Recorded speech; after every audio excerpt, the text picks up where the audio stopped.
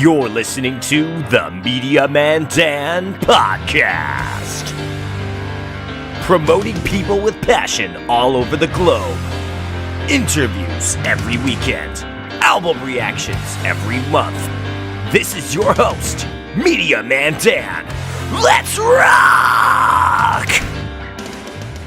What's up, guys, and welcome back to the Media Man Dan Podcast. It is so great to have you here with me on this incredible journey through relationships, out of all things. We are finally taking a little bit of a break from art, music, all kinds of passions, and focusing on something that matters more than anything, and that is the power of love and the power of metal, and how those two came together with the incredible couple that I have on the show today, Anthony of Where It Lies and Jackie Agramonte. It is so wonderful to finally meet you, Jackie, and have you back on, Anthony. How are you guys doing today? Freaking amazing. Slightly tired. We went to a show last night, so dealing with that. Doing good. Fun enough, it's actually the shirt that you're wearing. We went to go see Killswitch Engage along with I Prevail. Yes. And a couple other bands. Pretty good show over at Petco Park. This audio-only episode will have me somehow taking a picture with the shirt on, just so you guys can understand. Oh, okay. Killswitch, yes. I saw that on the lineup. I was like, I have so many choices. I could do Against the Sun, you know? I could do Jason Vilches, who I just talked to last night. And I was like, no, I will do Killswitch. It will be today. So I'm happy to have you guys here. It is a great day in the world of music as well as the world of relationships, and this is the summertime where everyone falls in love. It becomes a Grease situation, you know, Summer Lovin', that was such a big song, and it kind of happens where people just have that like extra butterflies in their stomach. They go out and they find somebody, and then, you know, it sadly goes away. But there is rarities. I know, it's sad, because Summer Lovin', you know, it's sad by the end. You're like, no, Sandy and Danny are supposed to be together. But you guys, and my relationship specifically as well, have lasted a long time, and I want to know how you guys did it, and how you came from, you know, how you met each other. That's the most important thing. How did we meet, baby? How do we meet? Well, so my band Where It Lies, at the time, we had just finished filming a music video for Woven Web, and we were going to have a music video release party. So we threw this party, and you know, she showed up by chance. And Yeah, so what happened was I was supposed to hang out with a friend of mine, and she has the reputation of like always bailing, and she did this time. And then one of my friends hit me up and was like, hey, Jack, I was at this music video release party, but they need this cable, so I'm heading back home, and he lives close to me. He's like, do you want to go? I asked if you can come. It was like towards the tail end of like 2020, so COVID stuff was kind of weird still, so we were trying to keep it like outside and like small. So anyway, he asked, and I was like, well, I got bailed on, so yeah, let's go. And I didn't know anybody there, so I just show up to this party and saw Anthony as soon as I walked in. Yeah, but I was afraid to talk to him because I thought he was just going to be like egotistical. When I found out like he was the vocalist, I was like, oh no. Oh, he's going to be so into himself. No, it was very much different, at least for me, because when I saw her, I was like, oh my gosh, she's so pretty. I have no business talking to her. And then you know, she had come out of the bathroom and was like, oh my gosh, I have something to talk to her about. I come over to her, I'm like, hey, Jackie, was there enough toilet paper? And she's like, yes. I'm like, okay. I just walked away. I got to talk to her at least once. And in your head, we're like, nailed it.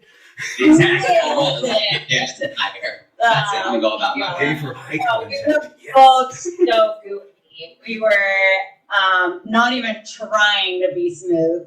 I walked by his bedroom, and he's in there with some people, and there's like the guitars and stuff, and so I know the line's cheesy, and I love that the line is cheesy, and I go, is this where the magic happens? Oh, goodness. I'm like, who is this chick? Like, yeah, we're just hanging out.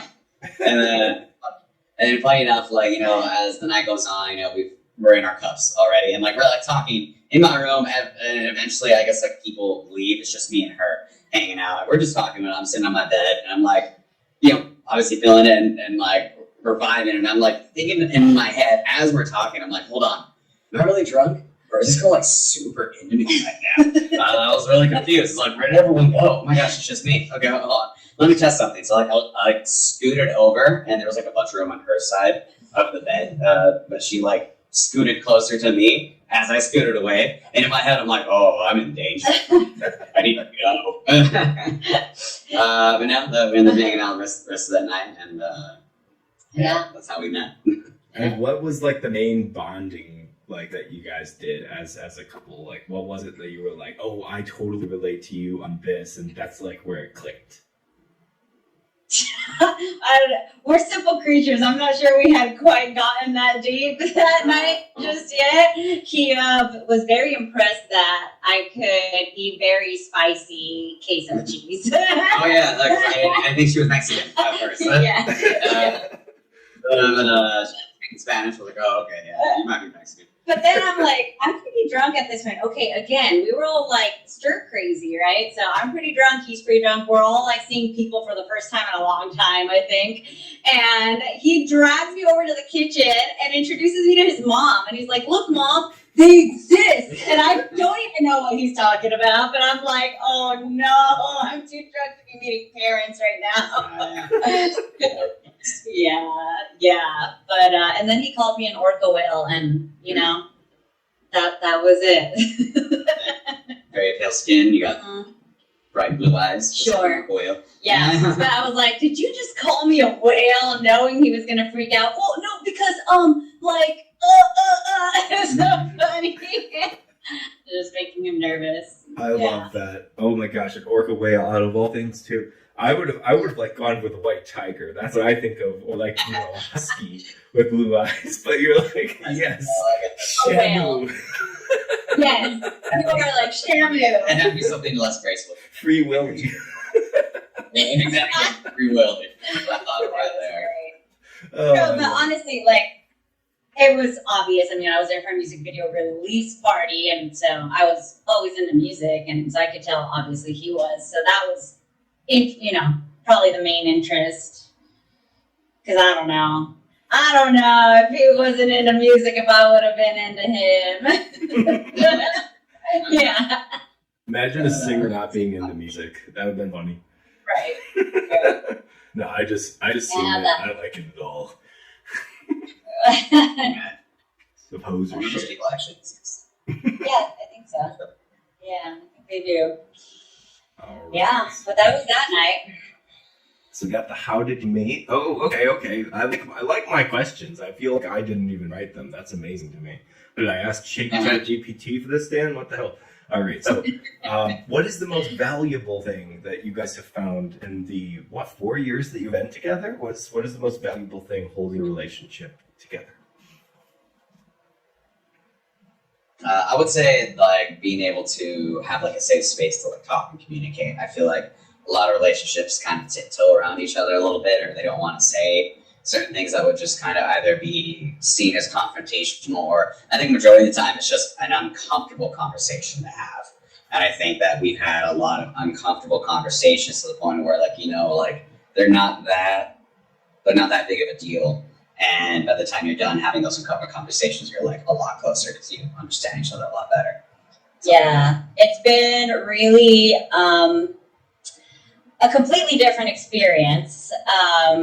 Being able to like bring issues up to Anthony, and instead of him getting like really defensive and like, well, you this, you know, like blaming and then getting into these weird arguments, like he listens and then we just talk it out. And I would like to believe that I do the same thing. I hope I do the same thing. And I think we've both gotten really good at apologizing, just like really owning up to when we fuck up, you know? leaving the egos out of it. Yeah. Oh my gosh, so powerful. That's what I was actually thinking about my own relationship as well. It was like coming out of my shell was something that was so challenging. When I started dating Elson, I was just full of like this, it's just a girl. I'm gonna, you know, I could talk to any girl. I'll you know, it's just a relationship. Like, in my mind, I was just like, this will happen thousands of times in my life. Yeah, I had all the confidence in the world, but as my lies started like adding up more and more, and as I started looking at things and being a bit more self-aware and just being surrounded by people that were a little bit more immature, I was like, wait, this isn't right. She's seeing something that I can't even see in myself, and that is something I should really value overall as a person. And as a partner, I should make sure that she feels the same towards, like, from me. I should get that same mutual respect in her world. And so, same thing, I had to open up. I had to be like, here's everything that ever happened. And this is why I am this way. And all of this happened. It was trauma dumping. And it was arguments. And it was notes. And it was just piecing things together that would pretty much justify, but not like be like, oh, this is cool because you made a mistake. This is cool now. It's not cool. But it was a form of forgiveness where it was like, I'm putting it all out there. I have nothing to hide anymore. And, you know, that's something I feel like anyone in any relationship should feel towards the person that they want to be with, is that you can say anything to them. And it's just a beautiful thing to have that respect from them, the understanding, and the empathy, especially, that comes with it. Because even if they haven't been in that same position as you, you just grow together and you form this bond that is unbreakable. Yeah, most definitely. And then you said something that stood out to me, which was something along the lines of like vulnerability. And I think, like, especially in the beginning, I think it was a little hard for me because I could tell that Anthony was holding back a little bit with like opening up, and it took a little bit of prying, but eventually we got there too. And I think that's been a really important part because we've been really intentional about trying to find moments to connect and making sure to keep that up, you know? Yes, truly amazing. Honesty, trust, all of these, you know, components that create a long-lasting friendship and relationship are what I try to strive to show other people, that that's the person for you. If you don't have that, find the person. It's got to be up there. It's not just a little fling over the summer. You need to make sure this one lasts forever. And Xanadu, this is a good movie for that one. Also, Olivia Newton-John. What? I've been listening to a lot of Olivia Newton-John recently. Oh. Yeah. Good stuff. So the next question I have, I'm going to go by the list. How was the concert last night?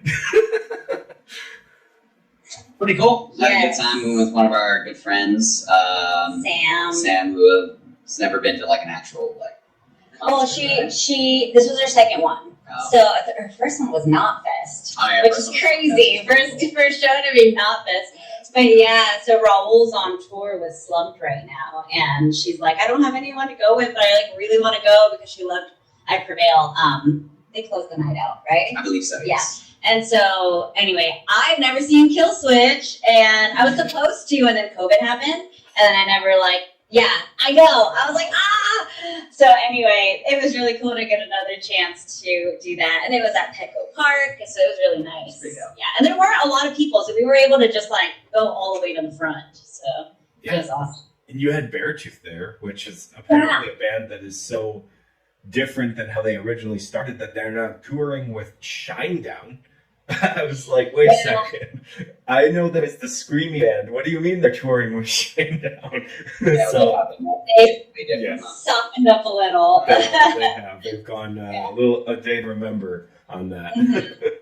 But I'm happy you got to see Kill Switch. The pandemic changed all of our lives, and you know that's a general statement. We all know it. We all lived through it. But finding those artists that you missed out on and then being able to go and see them is the greatest thing ever. Like for me, it was NF, the rapper, and McIntyre. Like I was like, yes, and I got it that same year, so I was really happy. Nice. That's awesome. Well, yeah, you guys had a great time. You've seen probably hundreds or thousands of concerts at this point. What was like one where you were like, as a couple, I need you to go with me to see this because this is the thing I love the most. Allison and I just had that concert recently, so I'll let you guys say. Mhm.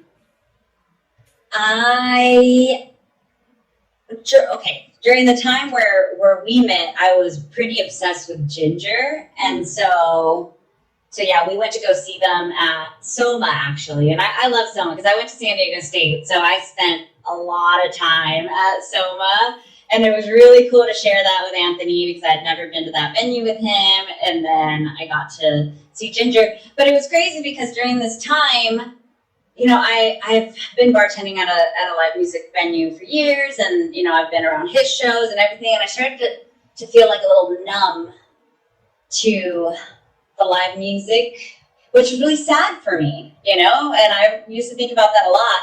And I was like, well, like I'll go to this and I hope I feel something. I was crying. I was bawling. Yeah, so I was like, yes. It was so much. Yeah. That's cool, though. Yeah. Rekindled the flame, you said? That's amazing. That is a great way to explain that. Yeah. What about yours? For me, probably had to be seeing Bullet and Trivium together. That was pretty good. I got to bring her along. Mike and his fiance Yoli got to come along as well, and so that was really cool. I'm a big Trivium fan at heart. Bullet, I love Bullet as well. So be able to see them together and also sing with her, it's pretty awesome. Also cried. Also- Tears don't fall, and then my tears definitely fell. And they crashed all over the place. What was the song that made you cry at Ginger? Was it Pisces? Actually, I don't really remember the exact song that made me cry. I feel like I was kind of in and out of tears almost the whole time. Experiencing Tati, I guess. Okay. Yeah, just like, oh, because you gotta understand. Well, I'm sure you do. You know, you listen when you get like kind of obsessed like that with like the specific band, and you just listen to them over and over again. And then when you finally get to see them live, and when they're amazing, because Ginger, they're all amazing musicians, you know, so to see just all of them just like kill it, I don't know, it's just surreal. Yeah, they're all very talented artists, so it's kind of hard to pick one. Yeah. Yes, so true, so true. And I also saw the Bullet for My Valentine Trivium. Allison did not go with me to that one, but we did see Ice Nine Kills back in May. And she had never gotten into metal until we both got into horror together, and I told her about the band. And so that was like our overall bond to get both of those two new experiences together. And she was rocking out harder than I was to even the screamiest songs. And I was like, this is all I care about. Like, there's a shot of her where she smiles. I put it in the post with the Ice Nine Kills stuff. But like, you could see it on the video because I took a video. She just is pure joy the whole time, listening to horrifically violent lyrics. Just, I love it. It's awesome. So ironic and iconic at the same time. It is everything I wanted, and they were amazing, just like you said about Ginger. Like, you were so expecting like this to be like, it's just a metal show. It's just a rock show. And then you're just like, no, that was the best thing I've ever seen. Yes. I Absolutely. Okay, so that brings me to the music part of it. We'll just continue from there. What is one of the bands that got you to be a singer, Jackie? Ooh. You know what? Easy. Paramore. I mean, my obsession with Paramore runs deep. I don't listen to them as much now. But back when I was in like high school, it was like almost a problem. And so like I just feel like Haley Williams was in my dreams all the time. Like she calls me up on stage, not like that. She calls me up on stage to sing Mystery Business with her, and I'm like ready, you know. And I think I take a lot of like my style from just the years and years of singing Paramore songs, you know. But honestly, I've been singing forever. I remember like being in the car and like trying to like emulate like Britney Spears and like the way she sings, and my parents laughing at me and me being like, "Come on, that was good." So I don't know. It's just always been in me.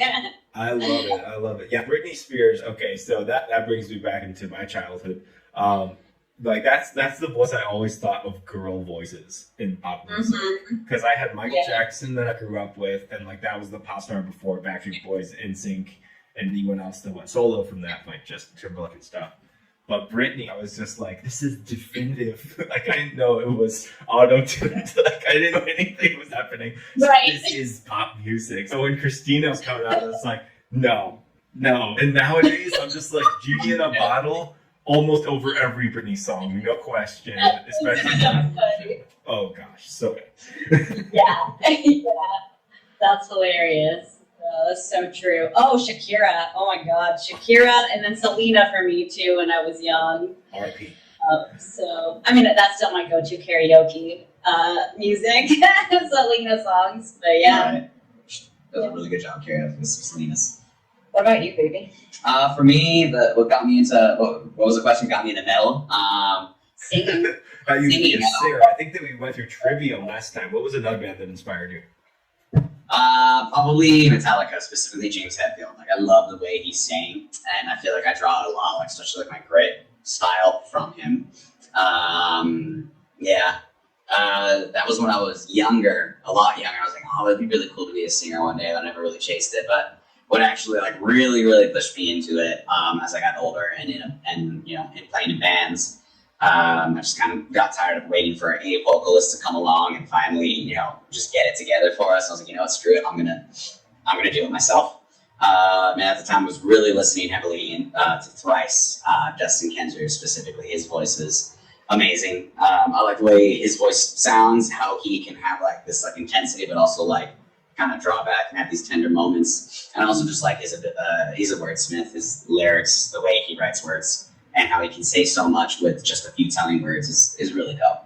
So I have to, probably between those two, it's James Hetfield that kind of opened me up to it, but who really wanted me to be a singer was definitely Justin Kenzer from Thrice. Absolutely epic. And yeah, Thrice, like you were telling me last time, is a great lyrical band, and that's what inspire how you guys write great songs too, which I still have to react to the newest song from Where It Lies, and that's coming next week, my friend, along with this interview. So it's gonna happen. It's gonna happen finally. I'm so excited to jump back in and give you guys the hype you deserve. But speaking of hype and everything in music, like you guys took over the stage of California. In my opinion, there's no other bands on the list that night. I'm sorry, you guys were there. Emo specifically, I was like, all these huge names from bands that I love, and I'm like, who gives a fuck? It's Where It Lies. Thank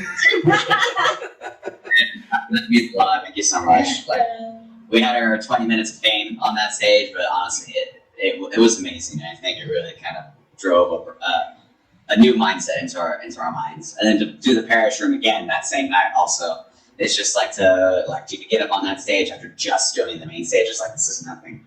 It's a good time. Yeah. And the crowd was digging you guys. Yes, they did. Okay. And so they're like, oh, meet us at the merch table, whatever. But okay, they were there, like they wanted to stay in the front. Okay. They're not going to go to the merch table. I know this. So I went to the merch table and I grabbed a bunch of flyers, I'm like, hey, did you see that band? Like, did you like it? Here you go. You should follow. Oh, yeah, they were so cool. And I'm like, oh, fuck yeah, this is working. And then we showed up at this last show last weekend at the Parish Room, too. Oh, yeah. A couple of them. Yeah. So Returners are huge. That was actually the reason that I've been promoting Marina City so much, is because I was getting that wow factor from a really small local band. But the first time I saw them, and I was like, if I don't go to see them again, one, I'm a bad person, because I love music and I wouldn't go out of my way to listen to it. Two, this guy needs to see that I care about him in order for him to join me on the show. And three, I just got to show the world what they're like. And so I recorded their whole show, and they're really, happy about this. And I love giving people that experience, but I also want people to go out there and watch it live. Like, it's so important to give these bands that deserve that respect, to give that hype to these bands, because they're probably thinking in their mind, I'm just another band. I write the lyrics. Yeah, I sing well. Yeah, but it's okay. We're working on something better. It's always like they're so biased, and those are the people that will get the top in the future. And Where It Lies, that's going to be on there. And Jackie, whatever you do, I'm following you to the end of time as well. Thanks. Thank you. Yeah. Just gotta stay humble. Yeah, very important. Absolutely, like Kendrick says. Stay humble. Yeah. Oh, okay. Mm. This is actually going perfectly into concerts. What is your favorite concert venue that you have both played? Played that we have played. Oh. Well, I think it was pretty iconic to do the whiskey show, but a lot of stuff was happening surrounding that show for me that made it so that I didn't enjoy it as much as I wish I could have. But I think it's cool to say, you know, I did that. But other than that, to be honest, I think it was really cool to do the Parish Room with them this past weekend. I had a shit ton of fun, and come on, House of Blues, dude! I spent so much time there in my life, so that was awesome. Yeah, I'm torn between two. Doing the House of Blues main stage for Emo Night Brooklyn, I mean, in this band definitely takes the cake. That's the biggest stage, and probably the most iconic stage we as a band have ever played on, and you know, can't wait to be back. But I would say, as far as like me as an individual, probably the most craziest stage I ever played on was I was in another band at the time, and we had played out in Mexico. It's called Hell in Heaven Fest. That was a really good time. In that band, I was playing lead guitar, but we got to open up for Muse and Bad Omens, and that stage all around was amazing. And as I got there, we got to see me sound checking, and I'm just like, "Whoa, this is crazy!" So it was pretty dope. It was probably the biggest stage I've ever played on. But yeah, House of Blues with this band takes the cake. Oh my gosh, I absolutely love that you're now putting your most recent and most epic performance that you guys have put on. I think Fen said she was in tears while watching it, so you know, spell that night. But also Muse and Bad Omens. Holy shit! Holy shit! That's my soul ascends. My musical soul ascends, and I was almost having a stroke if you could have seen me on camera listening right now. Like that is the most amazing lineup. I wouldn't even think those two bands would play on the same stage. Like, and now I because Muse has become more metal than ever, but I'm fucking loving it. Yeah, and that was around time when they came out with that new song that had like double bass in it too. So they definitely played with that. And it was a really cool show, man. Awesome. So what is the... Okay, no, we'll do the couple stuff at the end. I gotta go through that. Okay, this is my favorite thing. First of all, let's go to Pixar. Do you guys like Disney movies? This is a better question. Absolutely. You love Disney movies, great. What is one of your favorite Pixar films? Pixar films? Pixar. Incredible Story. I think I have like a Pixar film that I can think of it. I'm just not thinking of it right now. That blurs for me. Like I can't It's like Monsters, discern like Coco. which ones. Yeah, I'm like a Disney girl for sure though. Is that like the same? Like are all the like Disney princess ones done by Pixar? No, Or that's is that DreamWorks? no. DreamWorks is completely Different? Yeah, it's not even Disney. I don't even know, dude. DreamWorks. We're gonna Shrek. Shrek. Okay. Yeah,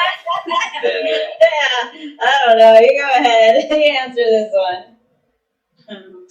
You know, it would probably have to be for me. I think it would have to be Cars. Cars is pretty dope. Hell yeah. Out of all things, I think we were going to say Coco, and I was like, Cars, okay. Hot takes up there, I like it. The first one. Coco's overplayed. Yeah. Oh, Wait, is WALL-E a Pixar? Wall-E is a Pixar. Okay, I'm gonna say that my favorite of all time is WALL-E.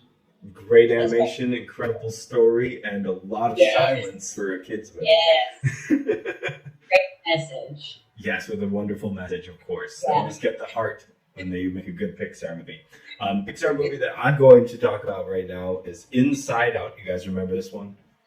Ooh, yeah. So there is something that they have in the islands of personality. One of them is called Goofball Island. And as we see in modern day, it is the best thing to have a relationship where you can be silly and borks and just have that little goofball personality what was it that ignited your goofball island in your relationship? Oh man, it's kind of hard because of we have so many. It's like our whole thing. My relationship is just a bunch of moronic moments. Yeah.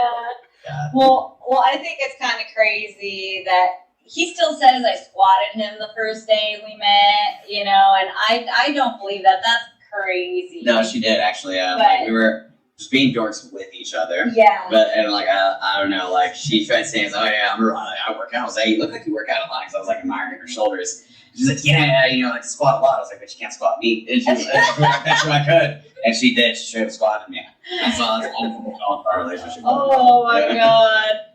But dude, I don't know. We're just always. What's really fun is that we run with it. So I could say something dumb and then he'll just add on to it. What was it? I want to say the most iconic goofball moment for us, and it was our first date. We went to Lazy Dogs, right? And we were gonna go see our friends we were playing at Doll Hut. Yeah. And they were selling a lot of the dirty water dogs outside, that they sell outside of venues and whatnot. They're just so bomb. And at the time, I wasn't really eating carbs, so I ate them with a bunch of mayo and mustard and whatnot. So I was like, all right, Jackie, hold on to these 8 of them in your purse so that for later when we get more hot dogs, we don't have to scramble for them. We're in the pit, Masha, and then she gets hit once. And how it's you sit like Mario, the coins go flying everywhere. Instead, it's just the mayo and mustard packets. And they're you're scrambling to pick them up. And we just get back up nothing happened. And we just go back. This was our first date, it was our by first the date. way. Yeah. Oh my god. That was awesome. Yes. But I love that he was able to laugh at it, and that just keeps encouraging us to keep being silly. Yeah. Oh so my much. god, it's so adorable. Honestly, it's so adorable to hear things like that. Because, the embarrassing moments that you guys can both look at each other and, recall in glee is the best. My thing with Allison, I always done ridiculously dumb things when it comes to our dates. I don't know what it is, but there's, a tradition, and this is only known by you guys now, and my friends, of course. I take my shoe off almost every time we're on a walk. There's always something in my fucking shoe. And so she looks at me and she's really? It's just become an inside joke now. Oh, you're going to take your shoe off? And I'm like, I think there's something there. And it's a pebble just got stuck in the shoe. And I take it off in front of everyone. And I don't care. I literally have never been awkward. She's always that secondhand embarrassment just watching me do things. And it's just so funny. It's so funny to me. But overall, I'd say the goofball personality that we really, really have comes from our love for television and how much we quote it in front of people that have no idea what we're talking about. Specifically, Gilmore Girls. That is Hell yeah. That is awesome. Oh my god. Well, I really liked. Okay, I always thought this was really nice of Anthony, but he'll take things that I've been self-conscious about, and he doesn't even know I'm self-conscious about these things, One of them being my voice, my speaking voice, and then my laugh, and it becomes his favorite things about me, and then he'll point that out. He says I laugh like one of the Eds from Ed, Ed. Sometimes, and I'm just oh my god, it's Ed from Ed. I can hear a little bit of that. See? Yeah. Not just me. Yeah. So, then it's positive reinforcement. Then it's okay, the sillier I am, the more he's into me. So I just gotta keep being silly. Yes. Oh, I recommend everybody that's in a relationship right now or looking for a relationship right now, have your goofball moments. It is extremely important to keep your bond strong by showing a little bit more vulnerability on the silly side of life. And that's what I absolutely love to promote when it comes to how my relationship has stood as long as it has. People are like, how do you do it? And I'm like, we never stopped being best friends. We never stopped being the same people that we were when we started. We grew as people, but it's just that personality that should always remain. That's what matters the most. Heck yeah. Agreed. Now, you guys were talking about squatting, which brings me to the crazy idea of fitness. and how Jackie is so incredibly talented in upper body strength to full on do the pull. I can't imagine. Every time I watch one of those videos, everyone else is probably like, whoa, this is so hot. And I'm just like, my back would hurt so bad. My arm would twist the wrong way, and my wrist, oh my gosh, my wrist would be in so much pain from that one. Like, that's all I can think about. Yes, well, I appreciate it because those are very real concerns when you're doing that. For real. Yeah, I went to a class with her, and like even just trying to hold myself up using like my knees and my legs. I was like, no, I cannot do this. I installed a brand new respect. Because you're built like a tank. Yeah. It's different, you know, it's different than weightlifting. And especially, well, okay, that day, the instructor was like, oh, Anthony's coming? Okay, we're going to do no upper body things. We're going to do things with our legs. Because the men usually, when they go in there, they can kind of hold their own even with bad technique just because they have more strength, you know? But she's like, yeah, we're not going to do that. We're going to hurt his ego today. We're going to do all just like holding onto the pole with our legs. And it's tough because first you got to get over the pain of it. Then you got to get over the fear of your dangling upside down by your legs, you know? And then there's technique and all that. So it was really funny to watch. Oh my gosh, I can imagine. Did you put on the heels? No. I would have. I think maybe it helps. There's like tricks classes, and yeah, I mean you can put on heels if you want, but usually we don't do all that for learning tricks. And then there's the choreography classes, and those are where you usually want to wear the heels because you need them sometimes, especially for some of the moves. Yeah. What got you into pole fitness, by the way? Okay, so that's interesting. So when I was younger, I always wanted to do like gymnastics or like cheer. I was a dancer forever, like my whole life. Like I started dancing at 4, just basically never stopped. But I was always too scared to do like that more like cheer, like gymnastics, because it was really athletic. And not that dance isn't athletic, but like it was kind of scary, you know, like backflips and stuff. And then, you know, I was weightlifting for a long time. So then when pole fitness started getting kind of big, I'm like, okay, this seems kind of like a match made in heaven because it's fitness and you're using your strength that I've built through years of weightlifting, and I get to dance. Like, that's cool. And luckily my friend invited me to a pole class. I was going to quit. I'm not going to lie. I was going to quit because it hurt so bad. I just didn't understand how those women were doing that at all. And then I got stubborn and I'm like, nah, I always quit everything. I'm gonna make pole my bitch. And then I just stayed. And now it's been like 3 years of me pulling and I'm obsessed. So do you have a pole at home, and is it named bitch? Does it have bitch down the side? No. Yeah. I have very conservative parents, and so that is never going to happen as long as I live at home. So it's probably going to have to wait till we move in together. And We're gonna have one, but we're not even gonna have like a kitchen table. It's gonna go where the kitchen table's at. I really want to be more creative with it, because right now I just go to classes, you know, and I want to choreograph my own pieces and stuff, but I really need like a lot of alone time for that, so I can't do it like during open pole sessions at the studio. I get too distracted. So I really need it at home, and the style that I like is, I mean, I know it can be like sensual and whatnot, but I'm not super interested in that side of it. I'm really interested in like the more like technical and like athletic side. And so I do need like a lot of time to myself to choreograph that type of thing. So I'm excited for our future. So I can do that. I might learn a few tricks too. Yeah. When I start doing them on stage, that'd be pretty badass. Mm-hmm. I never I know. love it. You're going to open so many doors to your own passion. Like when it comes to both music and pole, you're going to be able to express yourself a lot more because, like you said, coming from a conservative family, there's a lot of judgment. And speaking of judgment, there's a lot of people that are in relationships these days that are insecure about having any of their partners dressed, you know, provocatively. That conservative mindset has always been around. I personally do hold that as well, and I respect everybody that kills it at what they do and loves what they do and promotes it as not just sexual dance, but instead a dance and instead a workout and instead like It's impressive. Anyone, please go get a pole and try to hold yourself up from your thighs. Go do it. I guarantee it's not going to happen. Also, guys, don't do that. It won't kill your balls. But like That's a technique thing.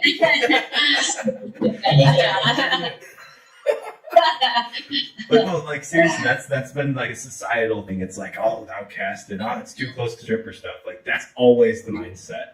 What is it that keeps you as Anthony? You are the ultimate man in this relationship. What is it that keeps you away from those thoughts? And you're just like, she's just killing it. She's just great. That's what she loves. I would say, yeah, it's definitely like I love that she's able to express herself. For me, starting out, it was a little, how do I put it? I was very open to wanting to get comfortable with it, and there were tons of moments where I was just like, am I okay with that? You know, yeah, I really am, because she's really happy and she's expressing herself, and she's getting really good at it. So it's not even just like her just doing it. It's she's great. She's talented, and to like tell her no, I don't like it because of my own insecurities would be really, really messed up. But I won't sit here and tell you that like I haven't been 100% okay with certain things. There have been ways, that like she, her most recent band experience, she wanted to use some of her photos for promotion of the band, and looking at it, looking at the dynamics, like, you know what, I'm not quite sure I'm okay with that. And so there have been things here and there that like I was, I have to put my foot down on. But overall, I encourage her to keep doing what she's doing. I will, I'll share her, I'll comment on her stuff, and like, just want to show other people like, look how badass my girlfriend is. A lot of people like see it, and like I feel like everyone like not only can really recognize that it's an art form, and not so much just like for how provocative it is. It does have that side to it, but almost everyone I know and have talked to about it is like, dude, yeah, it's quite impressive that she can do that, and everyone recognizes it. And this is like, we're in progressive society. We got girl boss thoughts. Like that's just, it's not as old fashioned as it used to be. So it's just like, if she loves it and you love watching her do it, continue. It never ends. I mean, they're going to be happy whatever they are comfortable doing. And people have their crazy passions, and they have some completely reasonable passions alongside of that. This one is a great one because not only will there be, so much agility for a long time, but also like your stage performance in any way is going to be more exciting because you're just so comfortable on there. That's like the thing. It's like you're broken out of that shell that a lot of people can't, especially vocalists in any band when they're first starting. Like they're going to be so nervous on stage. And you're just like, well, I've done that in pole. This shouldn't be any harder. I'm just going to do it while standing. And, you can twist your body in any way. That's pretty freaking cool. I can do that. Yeah. Well, you make a lot of really good points with pole. Well, first of all, I do want to really commend Anthony, though, because I do know it's not easy. And I can't just wear sweats to pole, without dying. I need skin contact. So it was definitely like, I could tell that he had some qualms sometimes. And I think that's where the communication really came in clutch. And it was like very important for us to draw boundaries, because some things I didn't need to do. Like, I didn't need to use my own photos for promotion. I didn't even think about it. I'm so desensitized to all of that, the whole world. I don't see it. I don't think how other people see it. And so, some things aren't really important. And to me, like using my own photos for promotion or whatever, was not something I cared about. It was just a to-do list item. So it was really cool to talk about that and then use that as like pretty much a prompt to start a whole bigger conversation about like, well, how do you actually feel about this? And like, where are the lines? And, let's have this conversation. And I really admire that we could do that.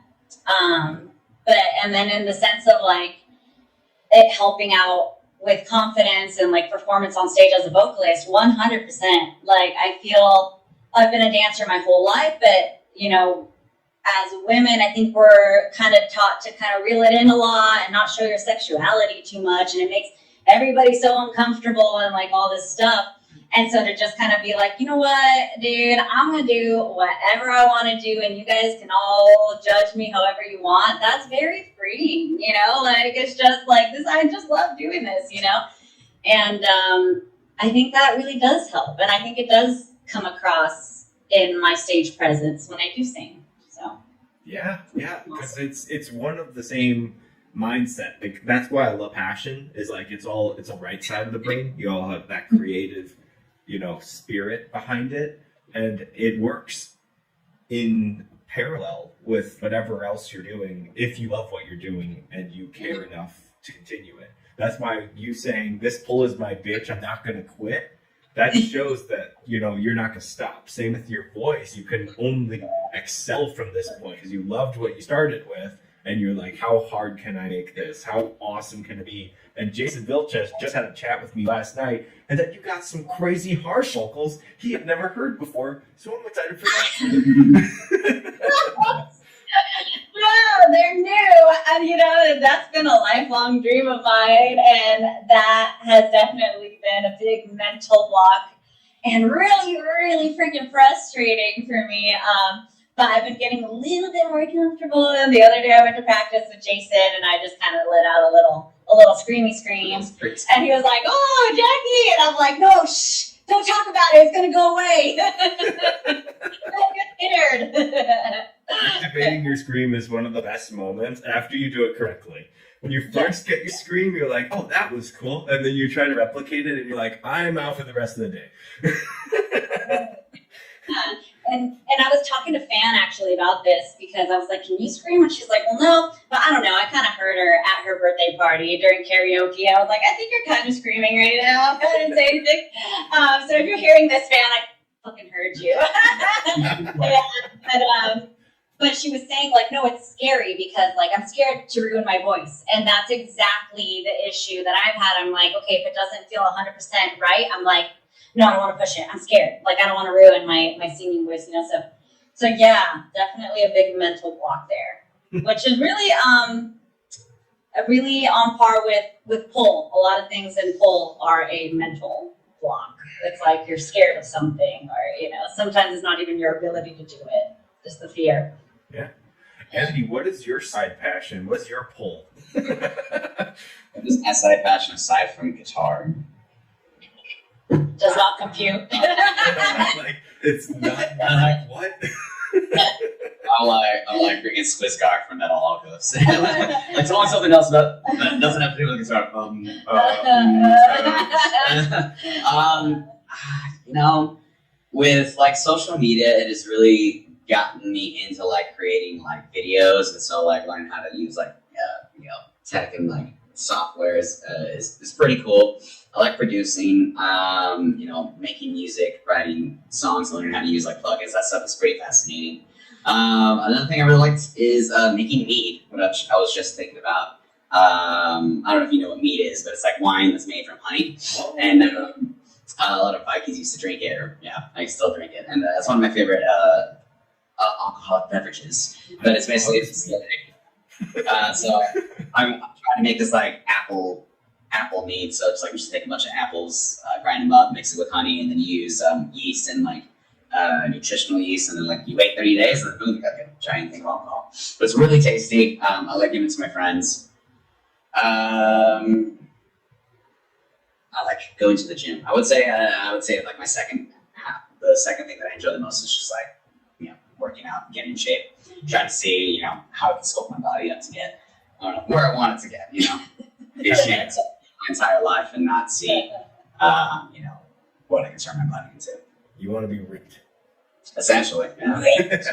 Not just for like, super jacked. I mean, like, I guess it's kind of superficial to want it, but like, I just want to see, like, you know, what it could look like. I think it's like in itself, it's an art form, and so just to be able to kind of like have that, be able to do that.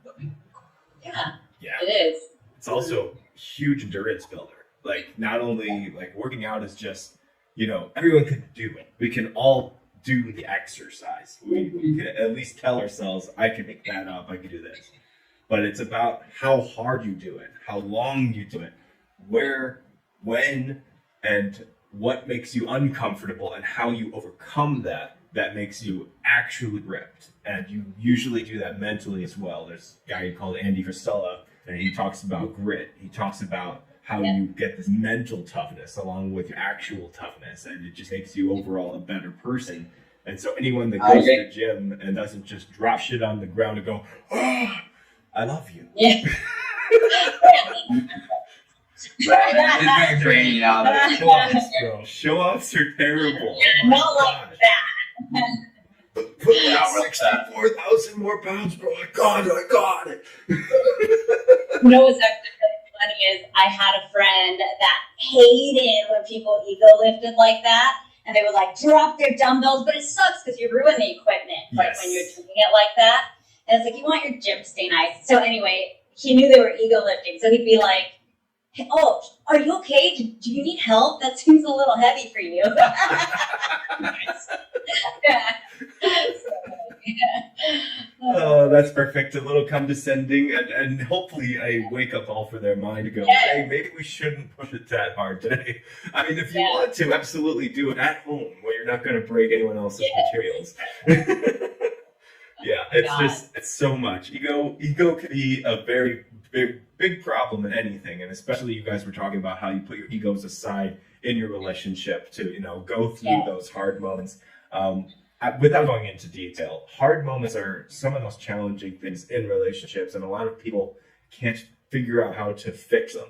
They always feel like this is like unfixable. This is impossible. Like, how are we going to ever get back together because we broke this? And I always see it as the best challenge, because after you get one down, you can figure out the next one and then the next one. And it's also building endurance in your relationship, all fitness based. And you guys totally would understand this because you've been together as long as you have. You've been through those hard times. You've been through those hard questions and those people that didn't support everything that you guys loved. And you had to be there for each other. And because of that, you guys are stronger than ever and happier than ever, I would hope. Before you guys move in together, I'm excited though. I mean, I haven't moved in with Allison either, so don't feel too bad. I'm 10 years ahead of you and still behind. Not here. It's seriously, it's something where, hardships come across and we always pretend like it was easy. Like, we put it up on social media, like, had an argument, but we're good now. And it's not that way. We have those moments. As a therapist, you would know more than me, Jackie. What would be the thing that you say really fixes those little breaks? I think that the ability to remember that you're a team and the problem is the problem.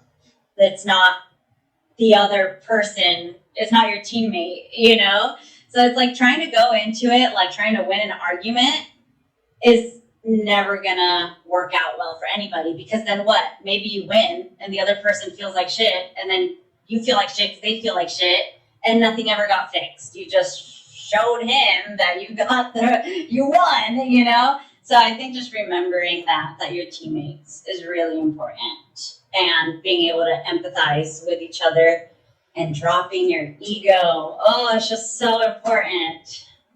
Yeah, no, I agree. It's kind of like what I said earlier, like being okay with being in an uncomfortable conversation. Not feeling like just because you're having an uncomfortable situation that other person is like, they're upset with something, but it's like they're upset with the issue, not at you. It's like, what can we do to make this better? And I think most people feel like anytime they're in that those types of uncomfortable conversation, that the other person is mad at them for who they are. Yeah.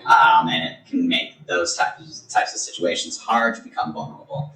But I think that just comes with practice. Having practice with having tough conversations. Yeah, it's really hard, I think, for a lot of people. I'm realizing. I think I've been very spoiled with Anthony.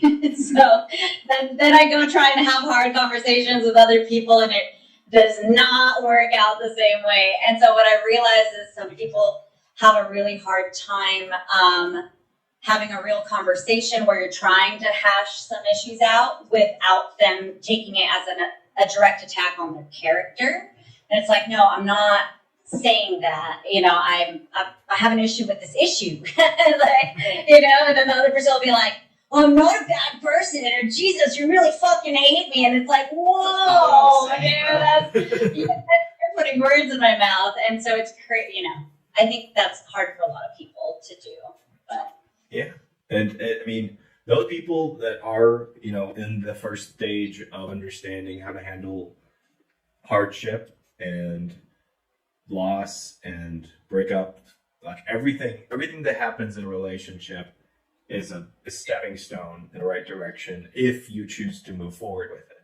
If you choose to step back and then judge one another or say, how could you let this happen? My favorite thing in South Park, out of all their jokes, I really love the guy that comes into a situation and says, oh, well, this is how it could have been. Why is this happening? Like, instead of actually fixing it, they call him Captain Hindsight. He comes to the problem and he's like, well, you guys should have done this before that. Then you wouldn't have had this happen. It's like, that's not going to help.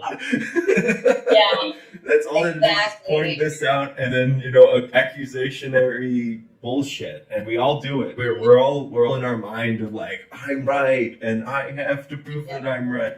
But when you're opening up to your partner, when you're opening up to the people that truly do love, I see it as there's two ways to do it. You can do it directly and sincerely. I'll say in this case, I'll go by a romance movie. Noah to Ellie in The Notebook. Pretty simple. Yeah. Great mainstream pop stuff. And then I would also say you have a choice of going Napoleon Dynamite, where you're just, God, I guess I'll let you know everything that's going on with God. Why are you God? Like, you're just irritated that you have to be open about it. And that's where the arguments are usually going to continue because you chose to go. You have two routes and you chose that one. Yes, 100%. That's definitely the wrong way to go about it. Yeah, I read something the other day. It's like people are just so used to not having like direct conversations that anytime you are direct, it's seen as aggression. Oh, right. People just aren't mature enough to have those types of conversations anymore. And the next generation also goes with anything that you say, no, that's crazy. Like, they always say that. I'm like, that's not helping at all. You make me feel weird. I'm not crazy. I told you I'm not crazy. It's very dismissive, very gaslighty. Exactly. A lot of passive aggression is used, and then you point out passive aggression. No, I'm not being passive aggressive. Okay. Lost cause. Can't do that. But I mean, look, don't get us wrong though. Like, we've definitely had hard moments. Like, we had a tough second year, I think. Mm-hmm. Yeah, towards the end of our second year together, it's like, oof. We had a lot of those conversations. Yeah. But what do you see now in the future? We can always look back and say, like, this is how it was, but look how it turned out. It was every single step that you guys made, even the wrong directions, the step backs, brought you 2 steps forward. Because you said, let's be aware of this. Mm-hmm. Like, Allison, I know 100%. Even though we don't live together, I'm with her almost every weekend. And I always know that she does not want my hangers without clothes on them on anything in the bathroom. Just do not do that. There are people out there that are too lazy to realize the little pet peeves of their partner. And that's what causes serious arguments. So every time, as I'm leaving the bathroom, doesn't matter if I'm in a rush to go to work, I'm like, there better not be a hanger in there. I'm going to hear about this later. Oh, no. It's not fear, but it's like, just remind yourself, you know what's going to do it, and you do it anyway. You really got to pick your battles, You don't want to be fighting about everything all the time. Yes. And never involve, this is going to be the hardest one for me, because this is something that I need to give advice to my old self on. Never involve your family's lifestyle with her family's lifestyle, or their family's lifestyle, and be as judgmental as they might come off to you. Just don't do it. It does not help. Like, oh, well, your parents said this to you, and my parents said this to me, so the better parents said it's like all this family dynamics, so much problem. Around holidays, I'm just like, put me on a flight to Hawaii. I don't want to be here. It's tough to navigate differences in families. I realized just from, talking to cousins, whatever. A lot of the biggest issues are literally just between husband's family, wife's family. Oh, they did it this way. They did this way. And it's like, look, everyone's going to be so different. And that's actually part of, learning what makes your partner click too. It's like understanding, oh, that is how they do it. That's why he or she does this then. It's if you could use it as a learning opportunity, Yes, it is a learning opportunity, and the best way to look at it, instead of this is a really big brain moment. This is one of the hardest ones that I had for a while. Instead of judging your own parents, even though you can see the flaws, you just say, this is where I saw them slip up, and I'll avoid those slips. That's what I will do. You're probably going to slip up as well. You're probably going to notice that there's a very trendy thing. You're like, wait a second, I'm becoming my father. Like, it just happens all the time. And then you're just like, oh, that's where it is. Okay, let me cut that off. Yeah. Oh my God, that is so true. The older I get, the more I am like my mother. And I'm like, look, sometimes it's good. Sometimes I'm like, let me observe that. Let me see if that's benefiting me.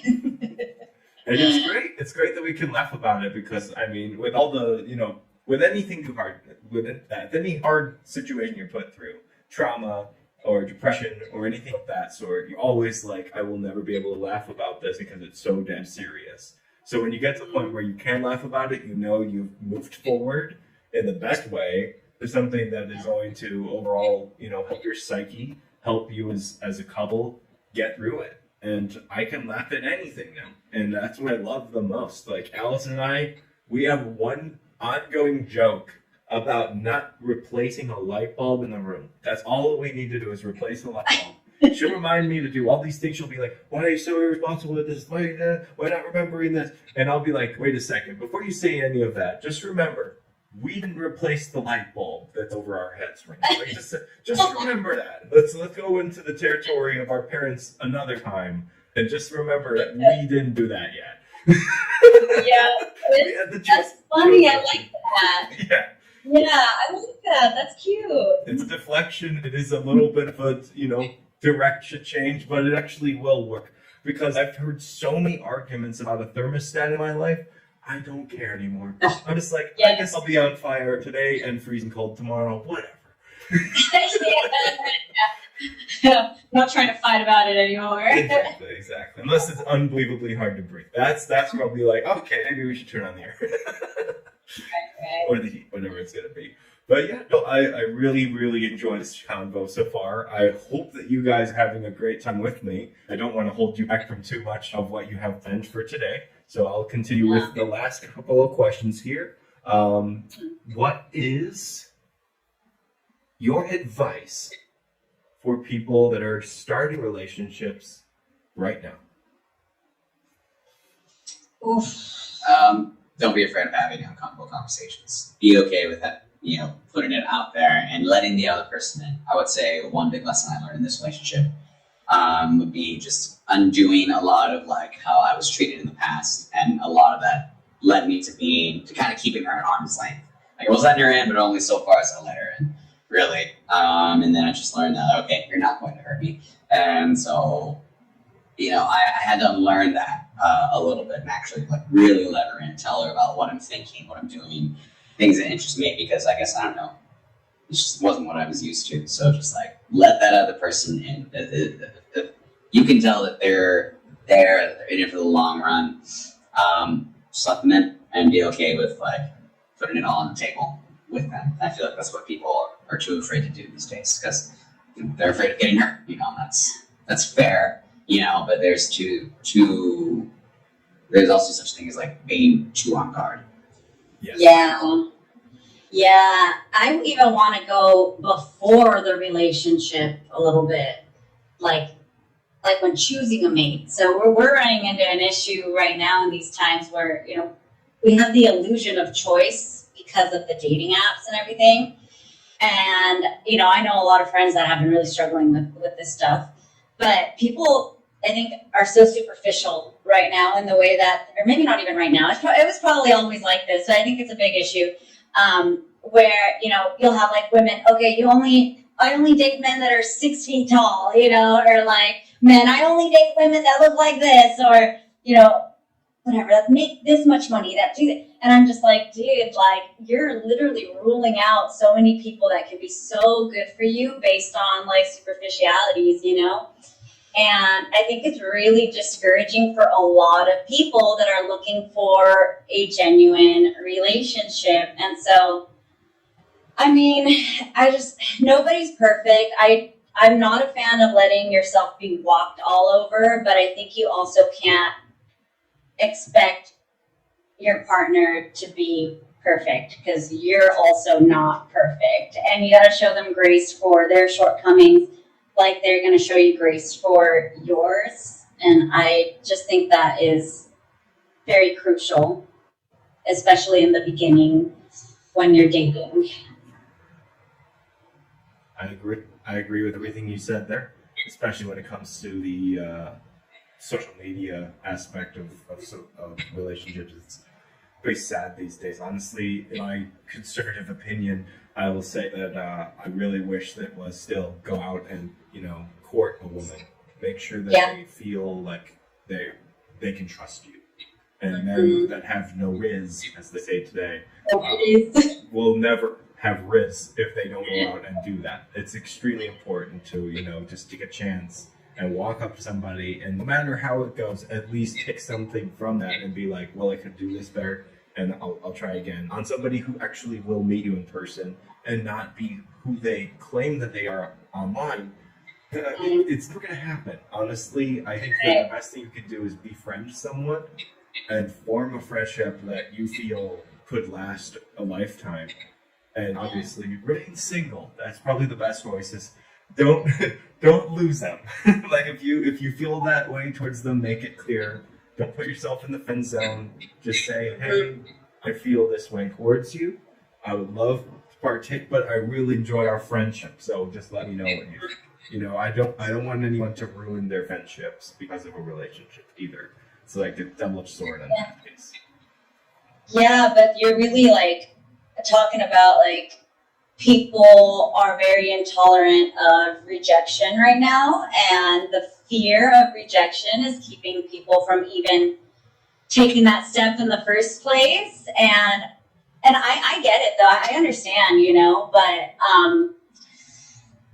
if you go out, like let's say like, okay, you see somebody and you really like them, or you feel like, oh, you're attracted to them, and then you're gonna reach out and say like, hey, like, can I take you on a date or whatever? I don't know how things go these days, but you got to be like comfortable knowing that they might reject you, you know, and then be like, okay, no problem, and like kind of roll with the punches. And then if anything, you just had a human interaction and maybe you had a conversation with that person, and that's cool too, you know. But right now we're just all so scared of like looking dumb or, you know, any of that, and it stops everybody from living life. Yeah. Oh, real life example. This literally happened today. My coworker told me that he was interested in another girl. I won't say where I'm working or anything like that, but I will say that he had an interest in her. She got his number only to tell him that she was not interested. And I was just like, ouch. My 13-year-old self crushed it right there. Like, you can imagine like getting a message from your crush, right, on like Facebook back in the day. They message you and they're like, hey, just want to let you know I don't want to be with you. Wow. No. Thanks. Have a great day. It's like that meme where like it's like the truck getting hit by the train meme. The truck driving on. It's like, what's the worst you could say? No, the train hits the truck. Dang. You talking about the school bus one? Oh, yeah, that's what I meant. Yeah. Just get torn in half. Yeah. What's the worst you can say? Worst thing that happened. Oh yeah, it is one of the worst things. And for people that do not want to be in relationships, please do not go out of your way to grab the phone number of the person that you're not interested in to message them. Like, oh dear, the amount of like gymnastics that you have to do to make sure, like, how does that make sense? That is so backwards. I really wanted to make sure he knew that he had no chance. That's me. It's like a guy that walks into a bar. I hope I get no one's number tonight. Yes, mission success. was tired of people Honestly, walking up to give me their number. I think people need to be nicer. Like they need to learn how to reject people like in a nice way. You know, like just because a dude comes up to you and like asks for your number doesn't automatically mean he's like a creeper or something. You know, you could literally politely just be like, "Oh yeah, sorry, I'm not dating right now. Not interested. Whatever. You don't have to. You don't have to do all that." Yeah, the best one I've ever heard, and I was getting rejected before I met Allison, was "I don't live by you." That's my favorite one. That is I had so many people I was asking to homecoming in junior year. This was literally 6 months before Allison and I started our relationship that lasted 14 years. Incredible how low I was before that. And she brought me up. That's what I will say. That's the story there. But the people that like come up with these excuses, it'd be like, "Oh, I'm busy. Oh, I can't. Oh, just like all of these rejections." And in my mind, I was just like, am I not attractive?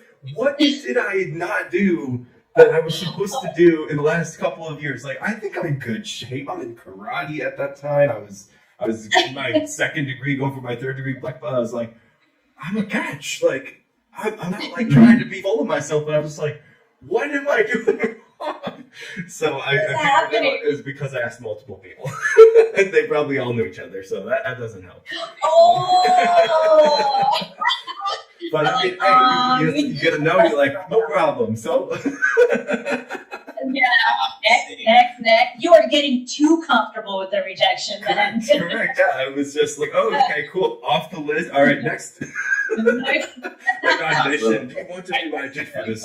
It is a numbers game. I don't know. So you took that literally. But yeah, the girl that said that she was too far away, it's true because I was up in Milwaukee at a baseball game. And she was like, "I don't even know who you are." No. I was like, "Okay, thanks." And then the other one, they said they didn't have a phone. Just my favorite one. A high schooler, they didn't have a phone. Incredible. I didn't think they existed. Yeah. It's a good excuse though. I mean, you can't like argue it. Be like, "Give me your phone right now."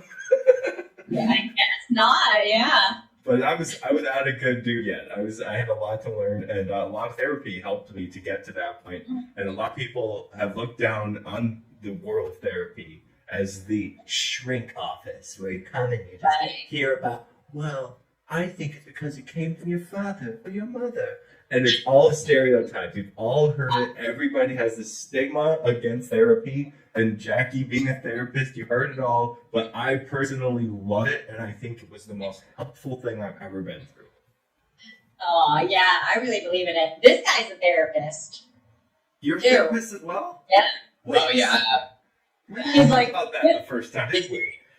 I could have swore we did. Because I don't you had a know. special ed, like, unit that you were working Oh, with. AKA. And you were I was still, so like I'm a social worker. Currently Social worker. Okay, there we go. Yeah. I missed something. I was like, you're a teacher, right? I could have swore I said I very much. I don't know. I kind of actually don't really talk about like that part of my life too very much. It's just complicated. But so it is very possible I missed it. But now, like I'm a social worker currently. I probably have enough hours to get licensure, and right now I'm acting as a clinical therapist at a school district. So intermediate school, working with special ed kids there. That's it. There was the connection to the school. Okay, you're working with the school district. Everything I said in the beginning, Dan, just omit that. You called them attention. Don't worry about that. Just cut it out.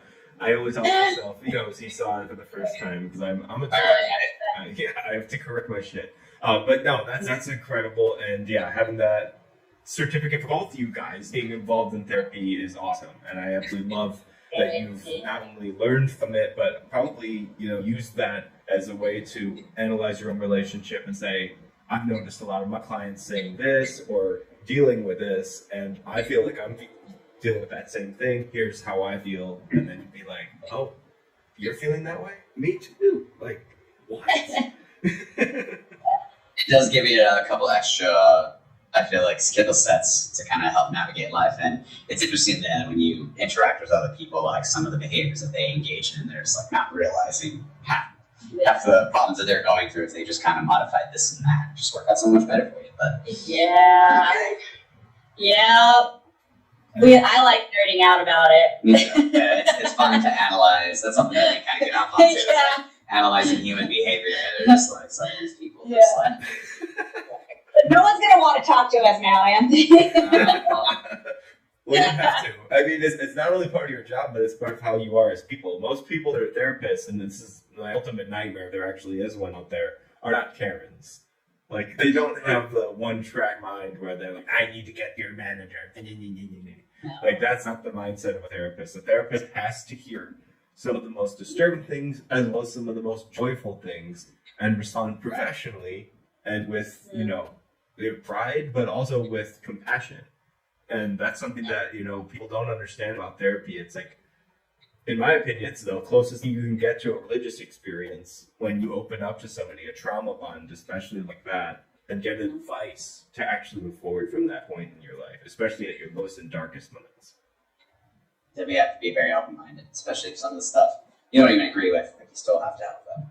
Yeah. Yeah, I really like the work that they make us do in school for these professions on identifying your own biases and always being aware of them and not letting it affect what you do in the therapy room. I think is so valuable in all aspects of life because everybody has a bias, and to try and say you don't, like you're full of shit, So it's cool to know what your bias is and not let it affect your relationships or whatever, It's just something to work on.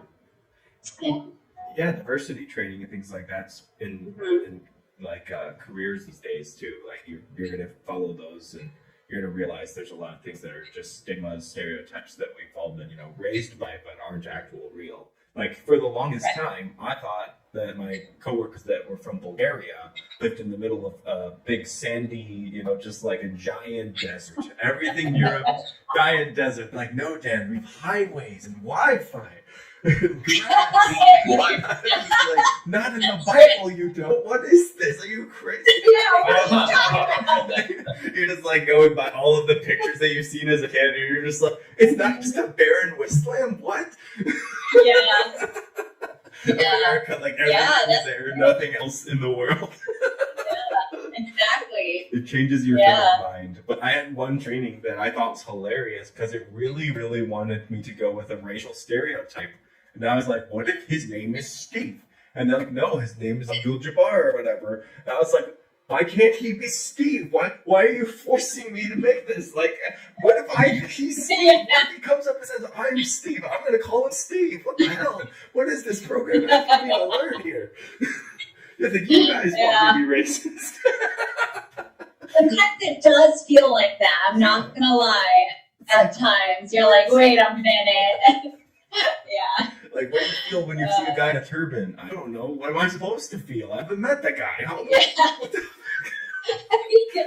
what kind I don't know. You tell me the writings. Yeah, exactly.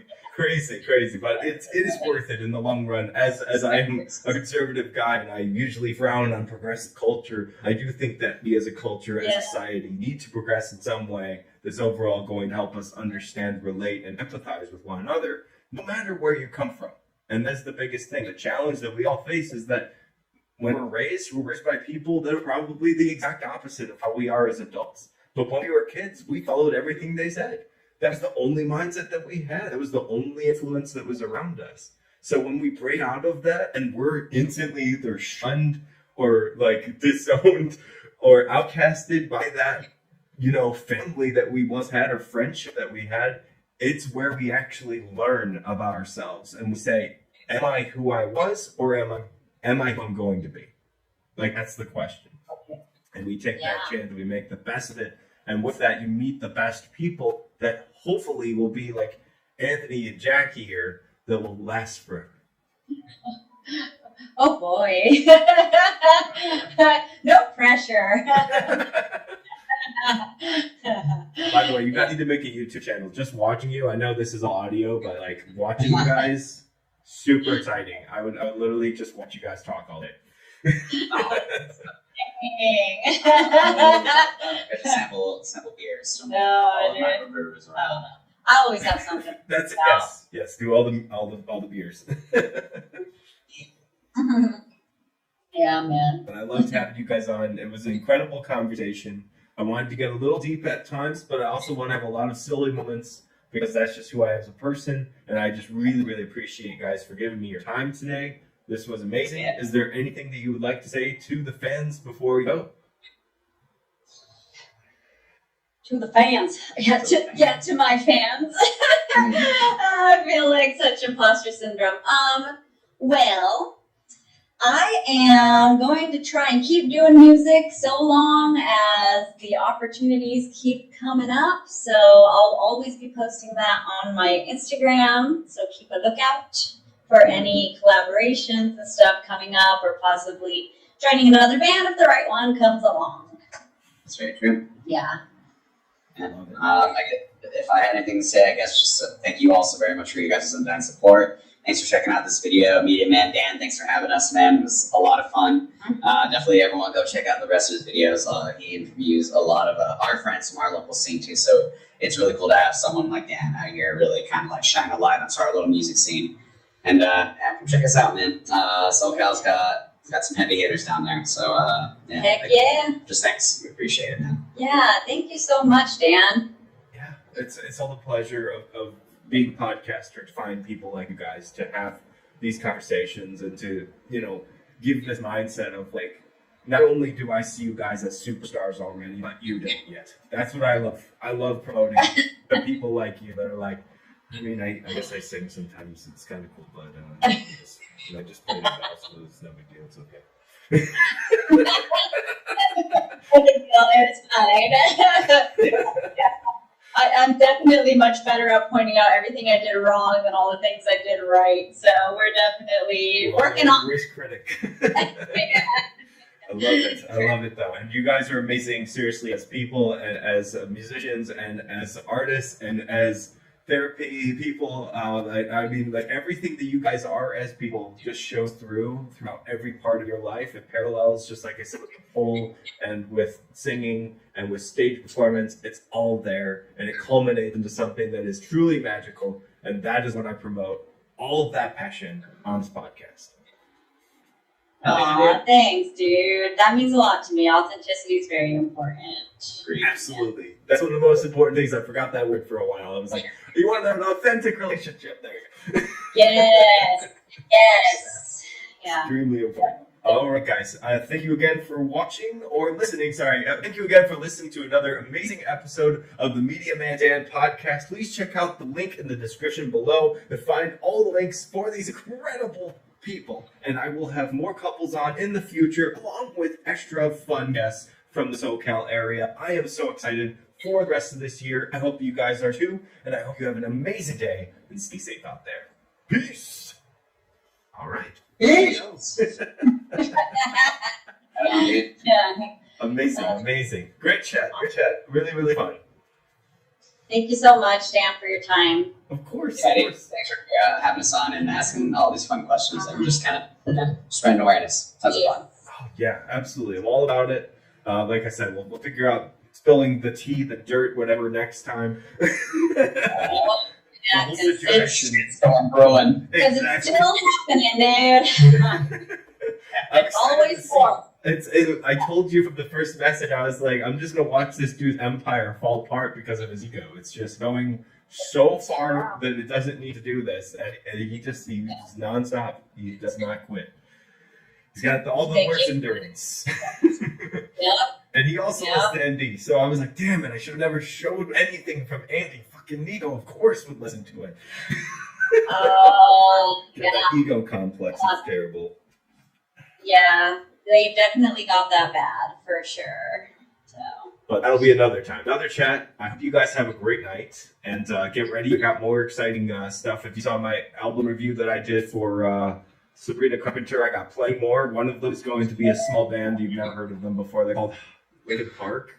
And it's hybrid theory. It's very small.